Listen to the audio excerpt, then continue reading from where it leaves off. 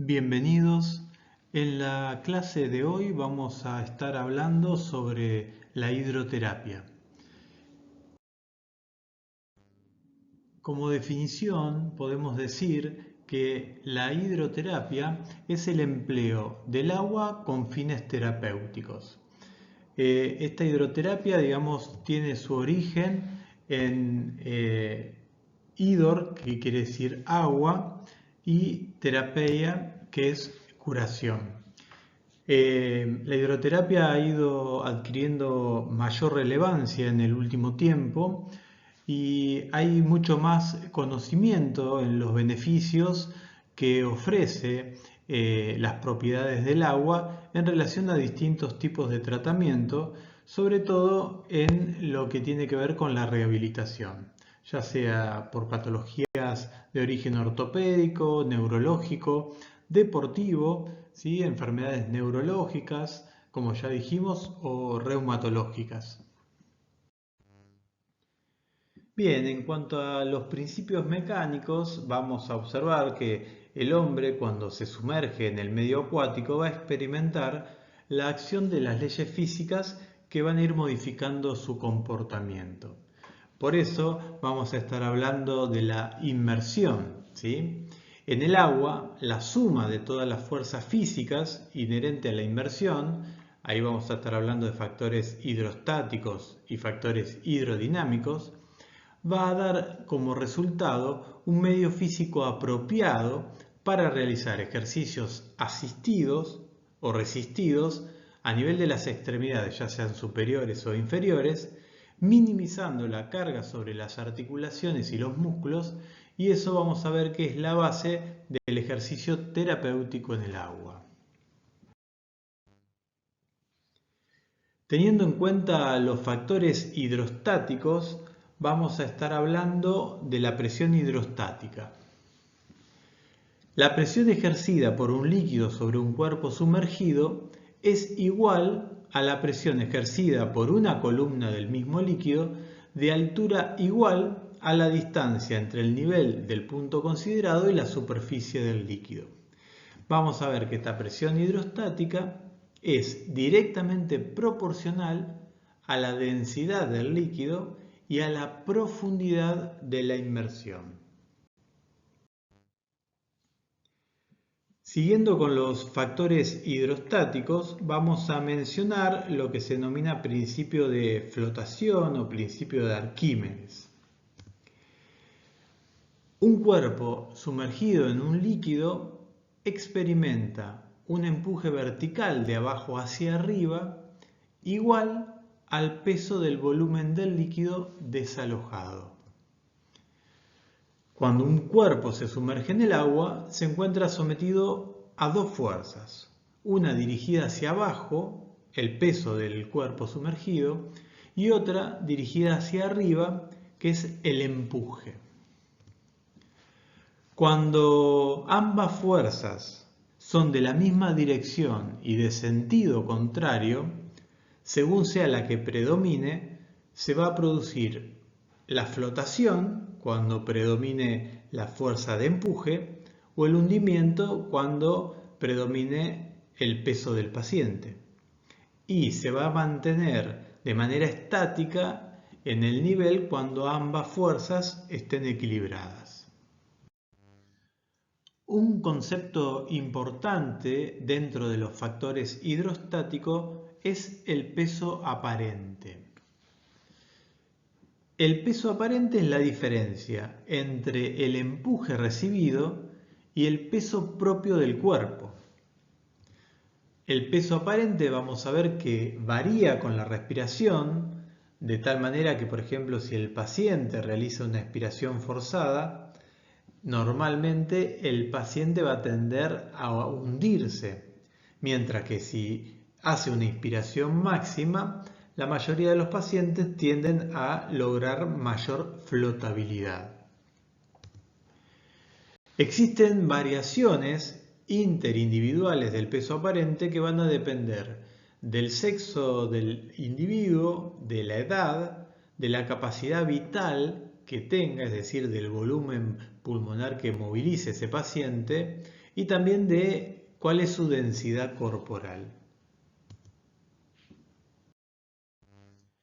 En relación al peso aparente, vamos a ver que en el cuerpo humano, que es una estructura heterogénea, deformable, las masas más densas, como los miembros inferiores, los superiores y la cabeza, va a tender a hundirse, mientras que las masas poco densas, como sería la caja torácica, va a tender a flotar.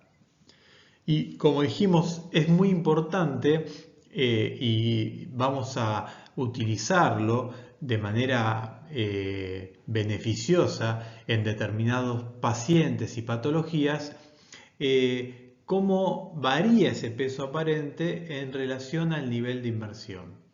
Si el nivel de inmersión del paciente es a nivel de C7, el porcentaje del peso que está recibiendo el paciente es un 7,5%. Cuando el nivel de inmersión es a nivel de la axila, es a nivel de la dorsal 2, recibe un porcentaje de peso del 20%. A nivel de la línea mamilar o de 4, el porcentaje de peso recibido es cerca del 33%. A nivel umbilical, el porcentaje de peso es del 50%. A nivel trocanterio, 66%. Y hasta a nivel de las rodillas, recibe un porcentaje del 90% de su peso. Por eso, esta va a ser una herramienta muy útil que vamos a tener que saber dosificar, porque en relación a la progresión del ejercicio y la etapa de reeducación o de rehabilitación de nuestros pacientes, vamos a ver que cuanto mejor está nuestro paciente y cuanto menos asistencia necesita, va a ser menor el nivel de inmersión. Cuando el paciente tenga valores musculares más pobres o valores por debajo de 3 en la escala de Daniels o Kendall, vamos a ver que le va a favorecer niveles de inmersión por encima de la región umbilical, para que el peso que tenga que movilizar sea menor y de esta forma estos músculos que están débiles puedan tener mayor actividad que fuera del agua. Ahora vamos a mencionar algunos factores hidrodinámicos que vamos a tener en cuenta durante la realización de hidroterapia. Un cuerpo en movimiento dentro del agua sufre por parte de este una resistencia que se va a oponer a su avance. La resistencia al movimiento en el seno del agua se expresa por la siguiente fórmula, donde la resistencia es igual a K, que es una constante dependiente de la naturaleza del medio, por S, que es la superficie del cuerpo, A es el ángulo de ataque o de incidencia, B es la velocidad. De acuerdo a esta fórmula, la resistencia hidrodinámica está relacionada con la naturaleza del líquido, pero en especial con las propiedades físicas del agua. Una de las resistencias que podemos observar y un concepto importante a tener en cuenta es la tensión superficial. Está en íntima relación con las fuerzas de cohesión que se encuentran en la parte más superficial del nivel de agua y se va a ejercer, digamos, una fuerza de atracción entre las moléculas que va a producir esta tensión superficial. En el agua la tensión superficial vamos a ver que va a disminuir con la elevación de la temperatura y es un factor de resistencia al movimiento que puede realizar nuestro paciente dentro. Otro factor hidrodinámico a considerar es la viscosidad que vamos a encontrar en el agua. y esto va a producir una resistencia de los líquidos a fluir y es un exponente del rozamiento entre las moléculas o el rozamiento interno a nivel de los fluidos. La viscosidad es considerada la fricción interna y por lo tanto la propiedad de un líquido a resistir el movimiento relativo que se puede producir dentro de él. Cuanto más viscoso es un líquido, mayor es la resistencia que se va a oponer al movimiento en el seno mismo de ese líquido.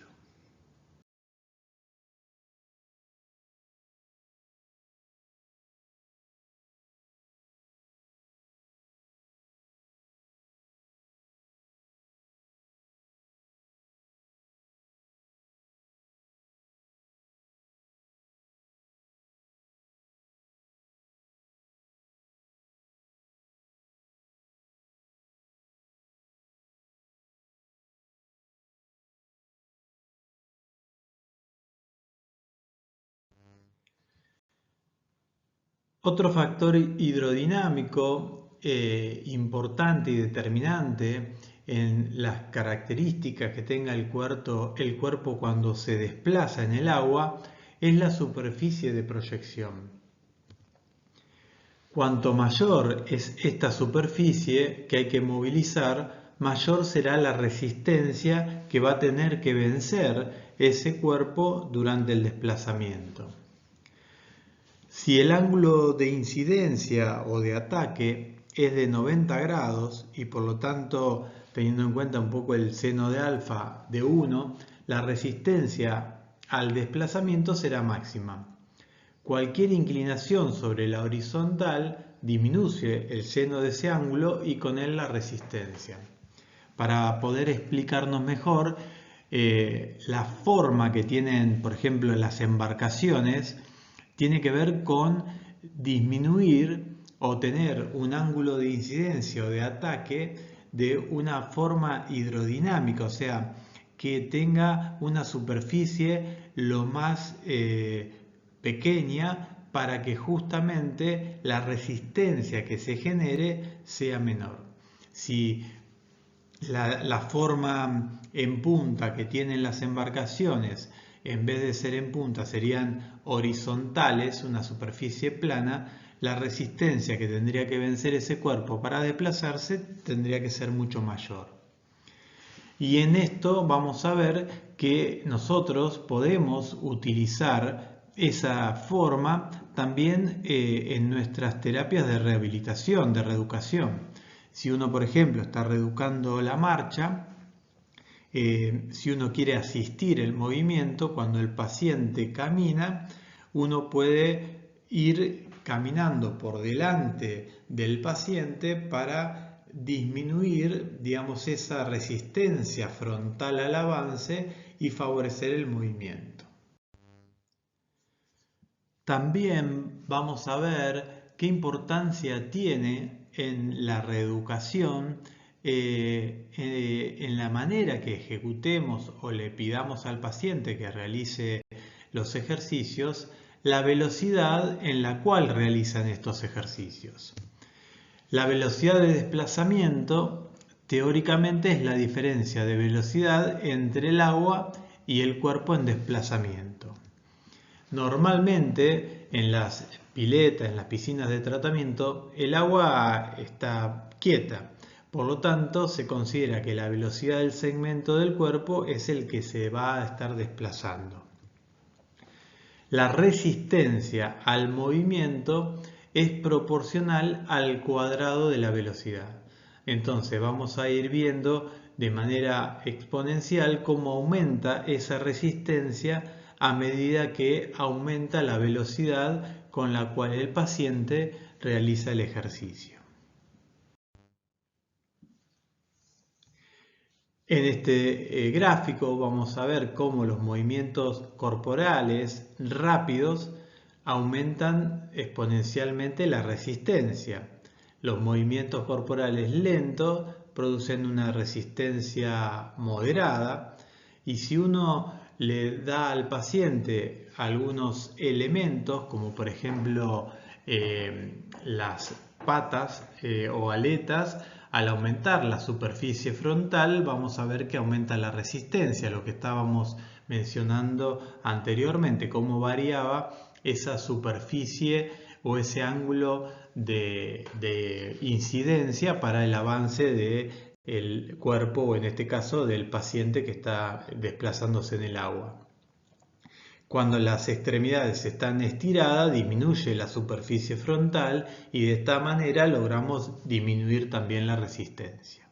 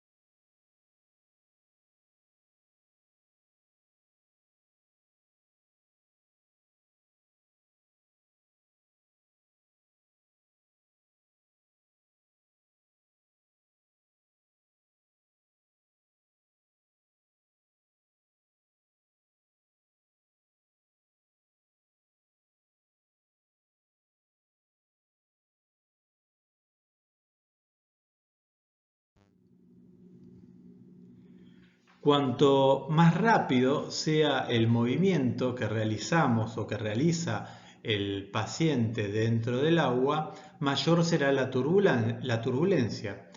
Por lo tanto, vamos a tener en cuenta durante la dosificación del ejercicio cómo puede progresarse gradualmente aumentando la velocidad para que esa turbulencia sea mayor. Como decíamos anteriormente, este desplazamiento dentro del agua va a hacer que cuanto menos hidrodinámico sea el cuerpo que se desplaza, mayor es la estela que va a producir, con lo cual más favorecido va a estar el cuerpo o el objeto que se desplaza en la parte posterior. Va a tener que vencer menos resistencia. Imagínense a cualquiera de nosotros desplazándonos dentro de una pileta, ¿sí? Una piscina. Al ingresar, si el desplazamiento nuestro es lento, digamos, se va a generar un movimiento leve, más tendiente a laminar dentro de la pileta. A medida que nosotros aumentemos nuestra velocidad, vamos a generar un movimiento mucho más marcado del agua que va a ir hasta el extremo de la pileta, va a rebotar y va a volver produciendo una especie, como para que se grafique, de oleaje que va a generar una mayor resistencia al avance que vamos realizando dentro de la misma. Como mencionamos anteriormente en la reeducación, si a este movimiento, a este desplazamiento, colocamos al paciente en la parte posterior, en la estela que se va generando, es un movimiento mucho más favorable porque la resistencia que tiene que vencer va a ser mucho menor.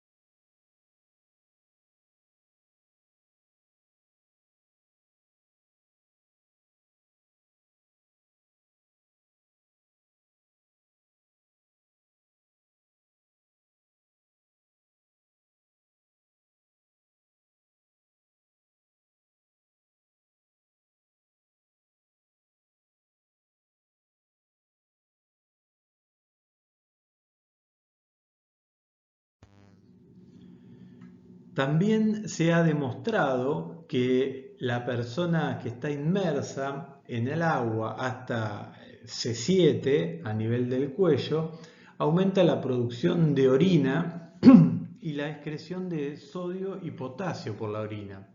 Se ha propuesto que estos efectos tienen que ver con un incremento del flujo sanguíneo renal y una disminución en la producción de hormona antidiurética y también de la aldosterona.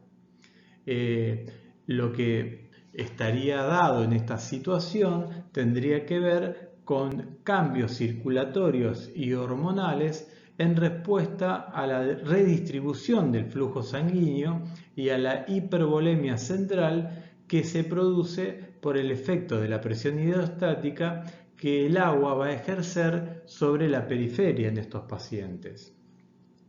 Esto puede ser utilizado de manera beneficiosa en pacientes con hipervolemia, hipertensión o edemas periféricos, ¿sí? En el caso de pacientes con alguna nefropatía crónica, el ejercicio se va a bajar en la intensidad 2 veces por semana durante 12 semanas para poder mejorar la función renal, así también como la función cardiorrespiratoria, ya que logramos disminuir la presión arterial en relación a un paciente que es sedentario.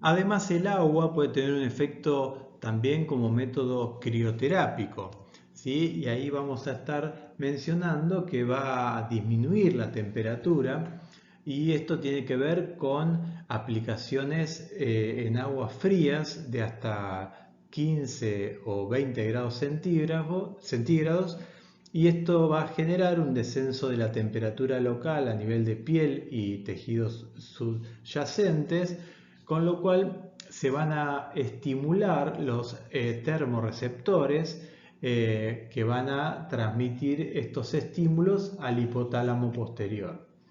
Lo que se va a producir es una vasoconstricción cutánea, al mismo tiempo que se va a observar una piloerección. La respuesta vasoconstrictora que se produce en el paciente tiende a disminuir la pérdida de calor y se manifiesta por una palidez a nivel de la piel. Si las aplicaciones frías son de corta duración y el organismo se encontraba previamente a la aplicación de hidroterapia en una situación de confort, la vasoconstricción cutánea suele dar paso a una gran vasodilatación reaccional, con sensación de calor y bienestar. Ahora bien, si la temperatura local disminuye considerablemente durante un largo periodo, que puede ser de 20 a 30 minutos, se producen fases intermitentes de esa vasodilatación arterial que duran entre 4 y 6 minutos. Este fenómeno es un mecanismo de defensa para evitar la lesión por frío que se podría producir, digamos, en los tejidos. También hay un efecto analgésico y de relajación muscular.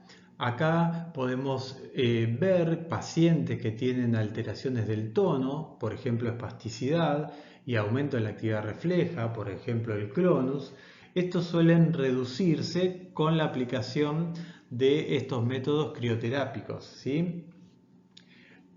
Vamos a ver que estas modificaciones del tono se pueden modificar de forma temporal, ¿sí? Y este frío que se genera con estas temperaturas va a producir o provocar efectos analgésicos debido a que se reduce la excitabilidad de las terminaciones nerviosas libres. De esta manera se aumenta el umbral del dolor y reduce el espasmo a nivel muscular.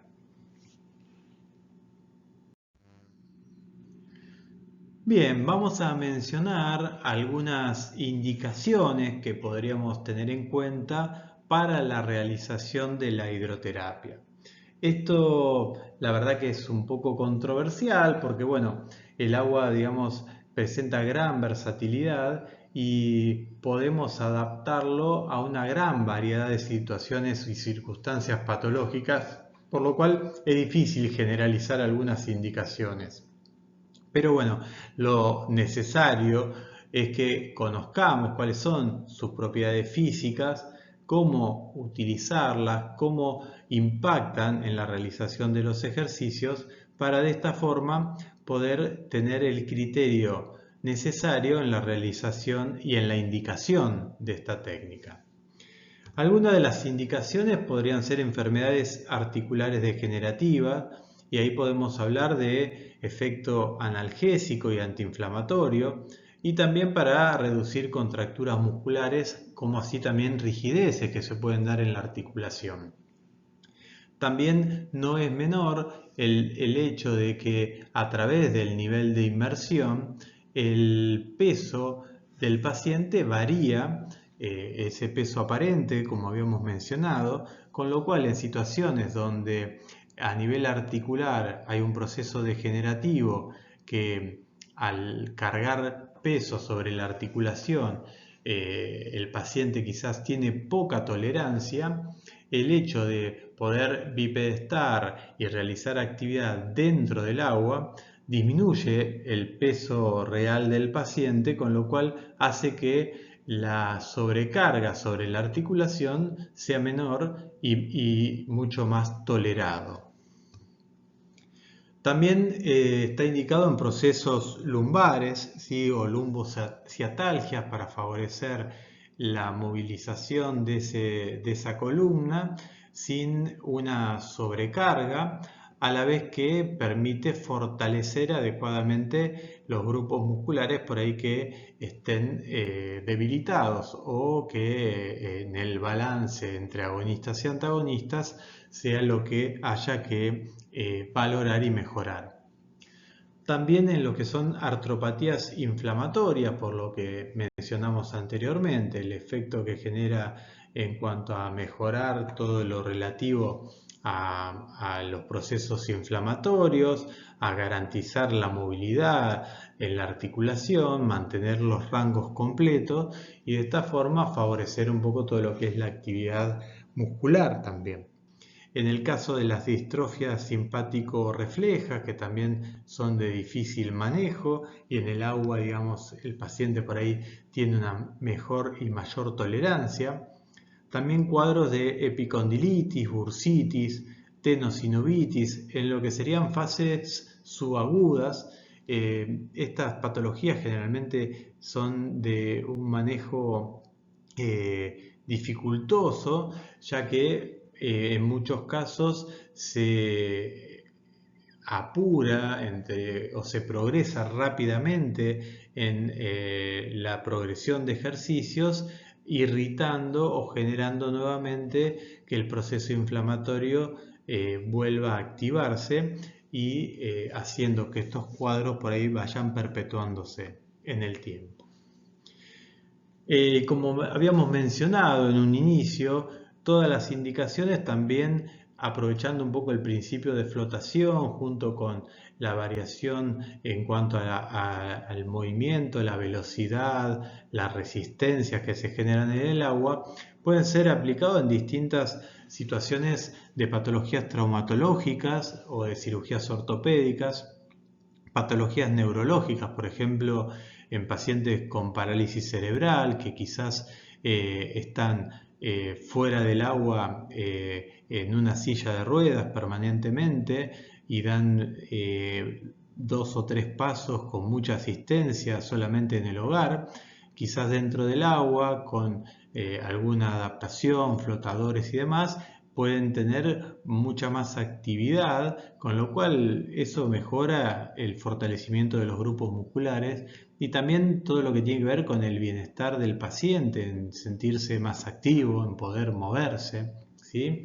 Lo mismo que en lo que serían patologías reumáticas, que muchas veces los procesos inflamatorios, el dolor durante la carga en algunas articulaciones, hace que el paciente se vuelva cada vez más sedentario y eso genera un círculo vicioso en donde los procesos inflamatorios y el desacondicionamiento muscular se hacen cada vez más evidentes.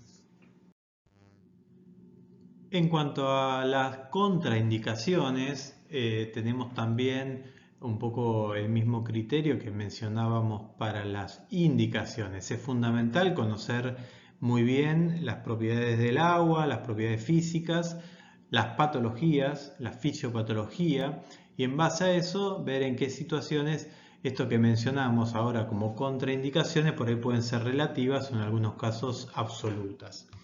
Lo que sí está, digamos, bastante avalado son los procesos infecciosos o inflamatorios agudos. Por otro lado, también en pacientes con insuficiencia coronaria, insuficiencia cardíaca o hipertensión arterial mal controlada. En estos casos, si no se logra una estabilidad hemodinámica, es muy difícil que uno desafíe al paciente a tratamientos, digamos, en el agua con los cambios que habíamos mencionado que también provoca a nivel cardiovascular. Lo mismo si el paciente está en un mal estado general, en enfermos que por ahí están en estadios terminales, por ahí no es aconsejado el uso de estas terapias porque pueden generar desarreglos a nivel del medio interno. También en procesos reumáticos que estén en fase aguda o subaguda, donde quizás inicialmente el reposo es lo que más va a beneficiar al paciente, por lo menos en ese estadio inicial.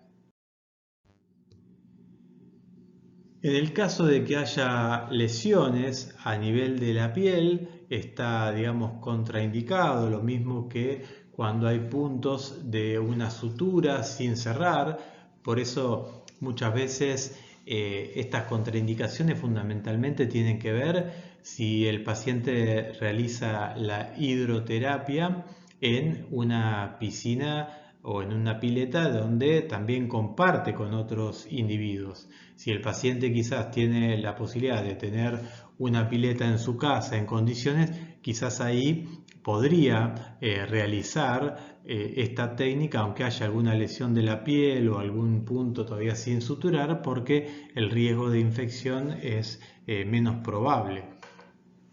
También en pacientes con fiebre alta está contraindicado cuando han tenido algún antecedente de crisis epiléptica, y también afecciones en general infecciosas estando en fase aguda, ¿sí?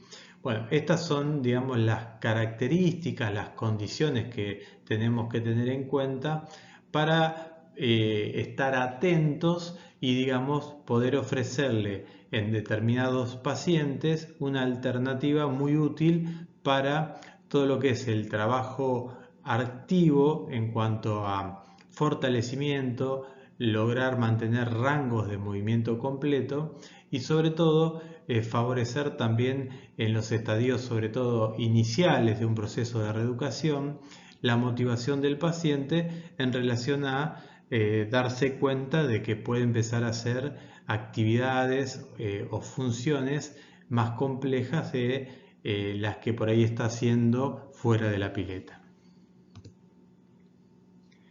También, bueno, el tema de la incontinencia urinaria o intestinal, cuando no es controlada, obviamente es algo que impide o contraindica esta terapia. Bueno, llegamos un poco al final de la charla de hoy. Es una información que queremos darle o queríamos darle en relación a herramientas que podemos tener en cuenta durante la reeducación o al pensar en un plan de reeducación. Ustedes también van a estar trabajando durante el trabajo práctico, y está bueno también considerar a la hidroterapia como una alternativa para muchas veces lo que siempre decimos en pacientes que por ahí tienen procesos largos de reeducación. Es muy importante todo lo que tiene que ver con la motivación, con poder ofrecerle variantes en cuanto a las rutinas de ejercicios, y siempre cuidando que no se pierda la gradualidad y la progresión en cuanto a la carga o la actividad que uno le pide al paciente.